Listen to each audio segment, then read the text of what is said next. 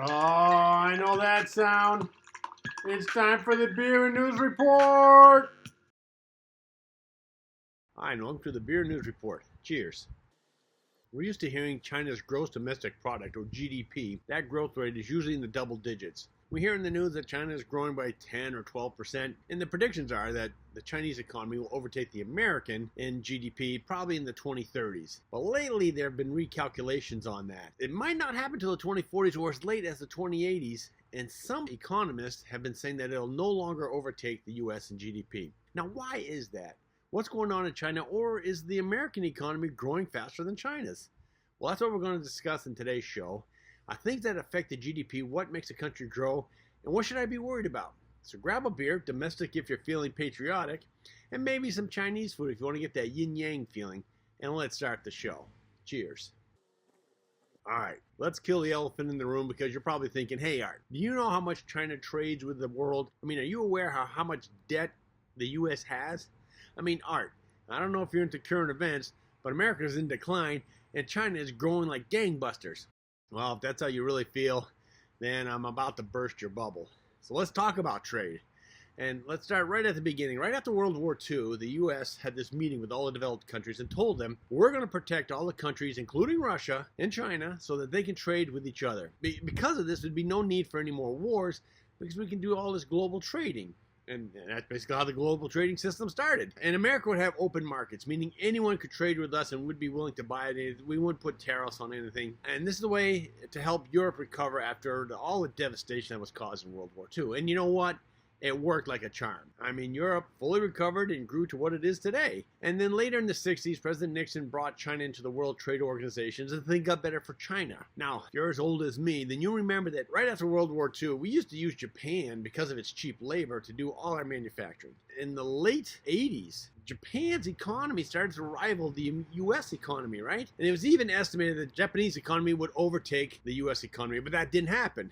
Now, why? Because the Japanese labor market became just as expensive as the U.S. labor market. And so when Nixon opened up the Chinese market with all their cheap labor, basically the U.S. switched from doing all its investments in Japan to a majority of it going into China for manufacturing. And China has 10 times the workforce that Japan does. Thus, the American companies seem to have an unlimited access to cheap labor. So all through the 90s, the 80s, 90s, and 2000s, America started sending its manufacturing to China. And that brings us to today.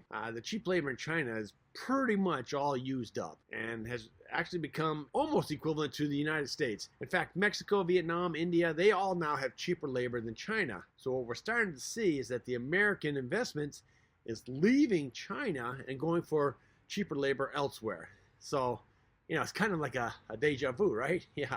Cheers. It's bad enough that American companies are leaving China to get cheap labor elsewhere, but there's also demographics. Now, if you look at the Chinese population age structure, you'll see that there are a lot more older people than younger people, and that's not the structure you want. A normal population pyramid has younger people at the bottom and older people at the top, but there's way more younger people than older people. Think of our Social Security system. You want more workers contributing into Social Security so then the retired people who are taking out Social Security won't run it dry. But wait a minute. Aren't there more people on Social Security now than people contributing into it? Well, not yet. As you can see from this chart, when Social Security first started out, there were 42 workers for every retiree. And that has gone down over time. And currently we are at 2.7 workers per retiree. And it's estimated by 2050 that there'll be 2 workers per retiree. And this is all because the baby boomers are starting to retire. And this is a huge mass of people. But what does our demographics chart look like? Well, the United States did something different than the rest of the world. Our baby boomers had kids, right? And we call them millennials. And these millennials are what keeping America going strong. Now, don't you feel bad for making all those jokes about millennials? Yeah, cheers. Now, besides having a huge millennial population, which for some reason no other country decided to do, we also have a robust immigration policy. Now, if you look at this chart, you can see that immigration into the United States is growing. Compared to this to China, and you see that they hardly have any immigration into their country. But think about it. If you instituted a one-child policy, why would you have a robust immigration policy? I mean, you don't need it. You're having too many kids as it is. Now, in 2015, China ended its one-child policy. And, before you institute a stronger immigration policy, you want to wait and see if the Chinese people are going to have more babies on their own.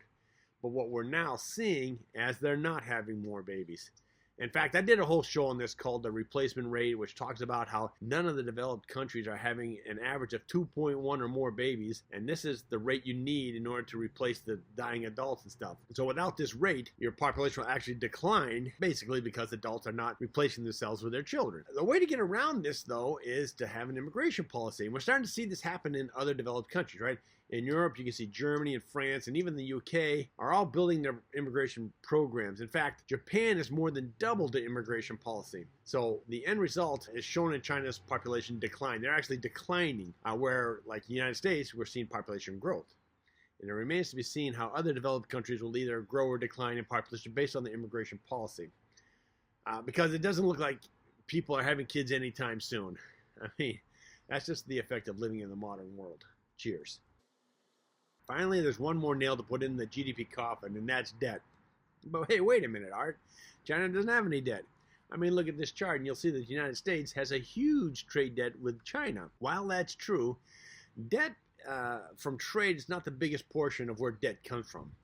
I'll look at this chart again, and as you can see, debt from trade is about $400 billion. But look at the timeline. That was back in 2016. Here's an updated chart, and look how our trading with China has gone down. Again, this is part of the effect of the companies moving out of China. So wait a minute then, where does the debt come from? Well, think back to how presidents spend money. President Biden passed a $1 trillion infrastructure bill. President Trump spent $2.4 trillion when it comes to the coronavirus. And President Bush spent trillions of dollars maintaining 2 wars. So most of our debt comes from our own programs solving problems within our country. I mean, hopefully the problems are solved, right? Yeah, cheers. A large portion of Chinese debt comes from infrastructure projects, but they also are increasing spending on military too. They have spent over $1 trillion on the Belt and Road Initiative. China has the longest high-speed rail system in the world by far, about 10 times the country of Spain, which is the second one that has the high-speed rail lines. Also, China has become a solar panel powerhouse. They have more solar power production than any other nation, and they also export solar panels more than anyone else. And in case you haven't heard, China's gone car crazy. They are now the biggest market for cars, and with all the world's automakers are moving into China to help provide cars to them. But when you have that many cars, you need to build roads, bridges, tunnels through mountains, and all this costs lots and lots of money. Now, the government debt that China has isn't that bad. It's about 77% of GDP, whereas our government debt is about 122% of GDP. I mean, so what's the problem? It sounds like China's doing better than we are. Hold on, don't get your panties all in a bunch. Cheers. When it comes to debt, you have to consider debt from all sources. Now, there's debt from the 23 provinces of China, and provinces are similar to the states of America. I think of California, that's the state I live in. It has debt, right?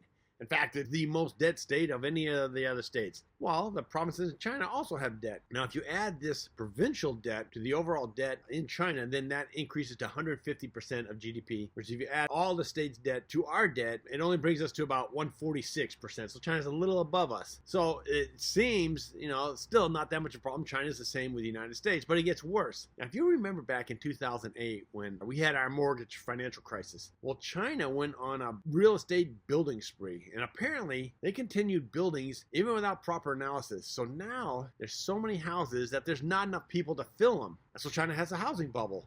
And a debt bubble that formed from that housing bubble is enormous. Now, have you heard of a company called Evergrande? It is China's largest real estate company, and it currently has a debt of $79.8 billion.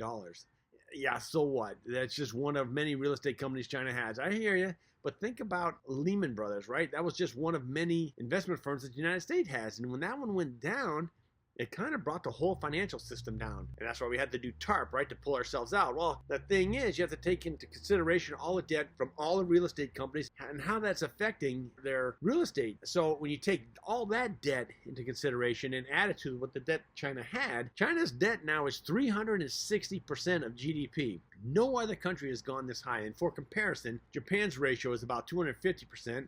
And the United States, again, is just barely below 150% of GDP. So it seems like China's doing fine, but everything is not what it seems, right? Yeah, cheers.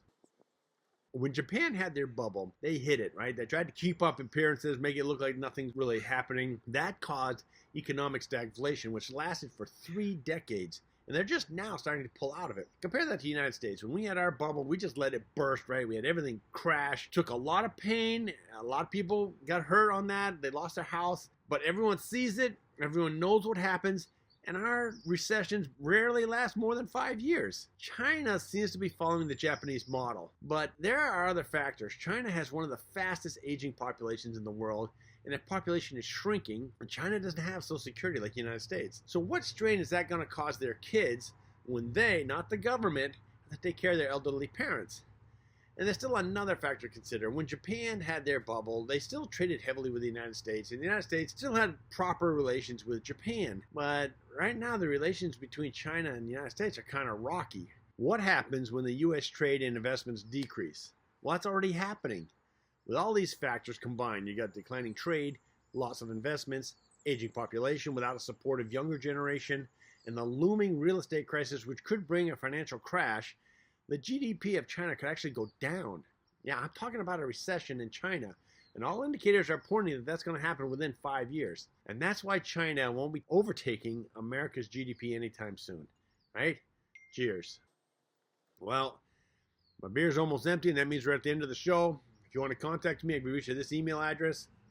Today, I'm drinking Tiki Fusion. Yeah, this is by Lagunitas. Now, I don't like IPAs, and this is an IPA, but this is a cocktail IPA, right? So I thought, it might not be too bad to try. But the fruitiness does cover it enough, so it's drinkable for me. But if you like IPAs, it's probably fine for you. I don't think I'll buy this one again. But I would drink it if it was at a party, right? Which brings me up to another point which friends have asked me, what beers wouldn't I drink if I was at a party, right? So that's a small section there. Let me show a couple that I tasted at a last party I went to. This one's called Enter Beast Mode, right?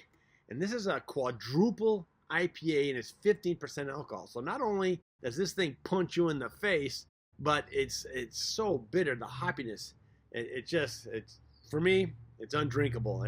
I had some. They gave me the whole bottle, and I took a sip. I was like, "There's no way I'm going to be able to drink this one." And the next one is kimchi sour, right? So this is a sour beer, and if you ever had kimchi, you'll know that kimchi is kind of spicy, right? So those combinations of spicy and sour, it does not make for a good tasting beer. I don't know. If you like sours, maybe you'll like that one. It's spicy and really, really tart. But that one in the party, we had a bunch of beers. We had like 23 beers, and that one rated last by everyone drinking it. So I can't recommend it. So that's a hint to what I don't like to drink. Anyway, I hope you had a good time watching the show. Please click that like button if you did. Of course, if you want to get notified of new shows, you click the little subscribe thing with a bell icon next to it, and that'll tell you when I post a new show. Until then, keep your beer cold and your interest hot. Cheers.